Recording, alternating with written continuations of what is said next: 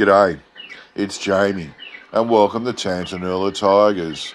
Today, I'm reading an old newspaper article about a thylacine presentation at the Royal Society of Tasmania in 1858, so we'll get into it. This was published in Hobart's The Courier on Wednesday the 16th of June, 1858, titled Royal Society of Tasmania. The members of the Royal Society held their monthly meeting for June on the evening of Tuesday the 8th instant at the museum in Harrington Street. His Excellency Sir H.E.F. Young, President of the institution, occupied the chair. The Secretary announced the presentation of a fine specimen of thylacine, native tiger or native hyena of the colonists, from Charles Shum Henty, Esquire, M.H.A. of Kelso, Georgetown, which has been stuffed and mounted and is now in the museum. The skin is that of a full-grown animal, having the black bars across the back well marked and continued from the setting of the tail up to the shoulder.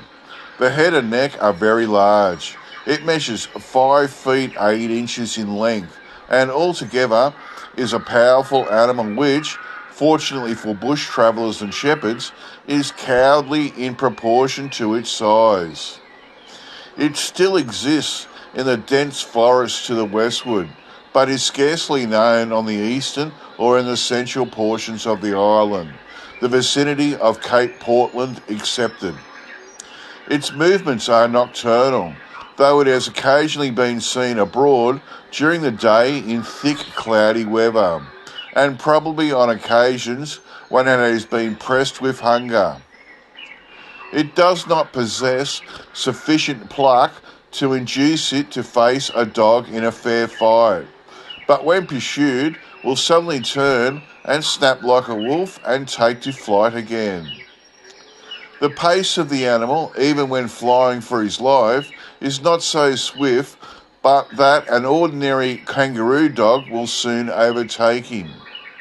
When on hunting expedition, he beats the brake covers.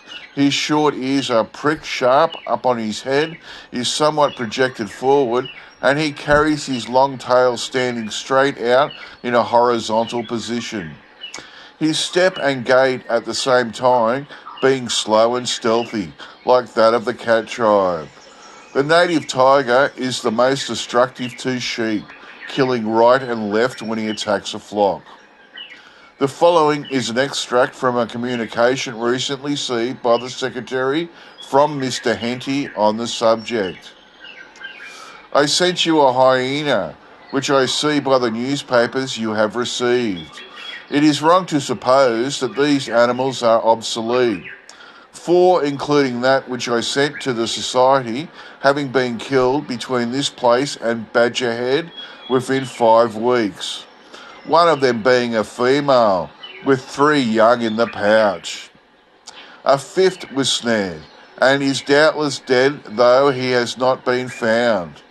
They are all taken in snares, a large number of those being placed in their runs leading from their tiers, fixed to long stakes, such as the animal may drag out of the ground, so that it is probable he may put his foot into more than one of them, and be at length brought up to die of starvation, unless discovered to have his head broken. The end.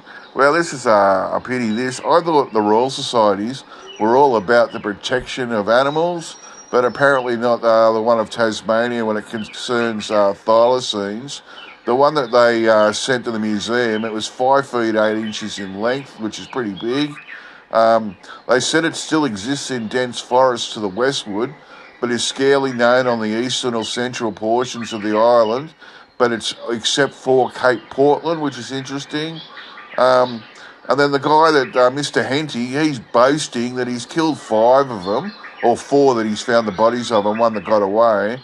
And one of the females had 3 young in its pouch, so that's like 8 thylacines that he's boasting he's killed. It's such a pity. Okay, that's it for me. I'll get back to you all next time. Bye.